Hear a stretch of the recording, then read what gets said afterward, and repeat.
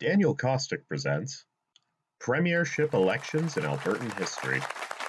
This election took place on June 7, 1917, and was the fourth election in the province's history. It came during the First World War. During his first elected term, Premier Arthur Sifton began the expansion of agricultural prowess. This included the founding of new agriculture colleges, such as Vermilion School of Agriculture, now Lakeland College, and Olds College in 1913. These schools were dedicated to training new farmers in efforts to expand the agriculture industry in the province. In 1916, the Sifton government passed prohibition laws under pressure from temperance groups in the province. These banned the sale and consumption of alcohol, turning Alberta into a dry province. In 1914, the First World War broke out, and conscription was introduced nationwide. Sifton decided to break with partisanship by moving away from the federal Liberals, still under Wilfrid Laurier, and openly supporting the Unionist government of Prime Minister Robert Borden. During his term, Sifton was an advocate for a federal coalition between the Unionists and the Liberals. This was the first election that women were able to vote in Alberta,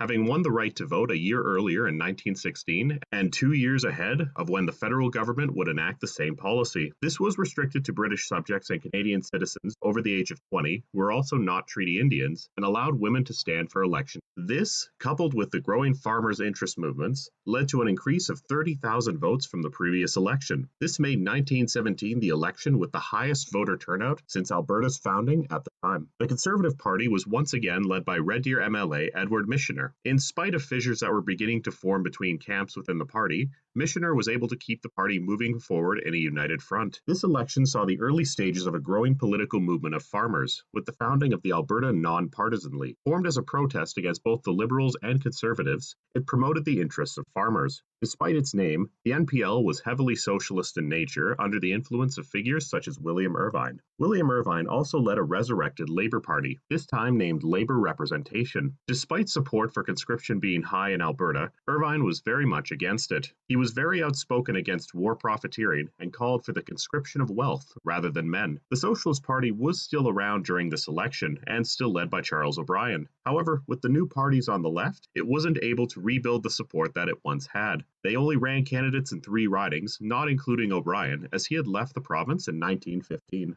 Since this election was taking place during the war, 2 seats were added for soldiers who were serving overseas.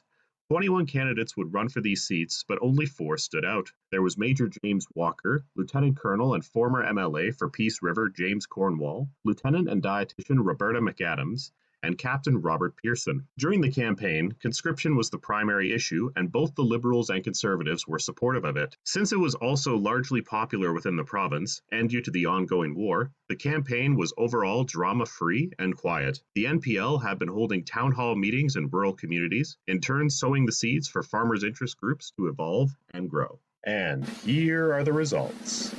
Arthur Sifton won, securing his second elected mandate as Premier. His Liberal Party won 34 out of a possible 58 seats, while securing 48.14% of the popular vote, a decrease of 5 seats and 1.1% from 1913. Next came Edward Michener, whose Conservative Party won 19 out of 58 seats, along with 41.79% of the popular vote, an increase of 2 seats, but a decrease of 3.3% from 1913. Next came the Non-Partisan League, which won 2 out of 58 seats, along with 3% of the popular vote. Next came William Irvine, whose Labour Representation Party won 1 seat, along with 3.17% of the popular vote. Finally came Charles O'Brien, whose Socialist Party won 0 seats and 0.7% of the popular vote, remaining even in seats but down 1.17% from 1913. The result of this election would go on to be the tightest majority formed in Alberta at the time. The Conservatives once again increased their seat count, but they were unable to capitalize on successes outside of Edmonton and central South Alberta due to a variety of factors, including the new left-wing movements in the South and having less acclamation ridings than the Liberals. The NPL managed to take 2 ridings from the Liberals in southern Alberta, including electing Louise McKinney to the legislature. This would mark the first time in Alberta history that a woman was elected to the legislature. Despite William Irvine losing his race in Calgary,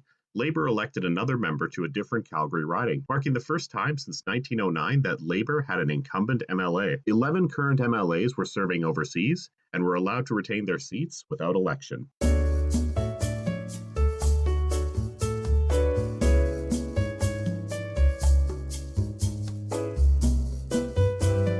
I'll see you in the next one.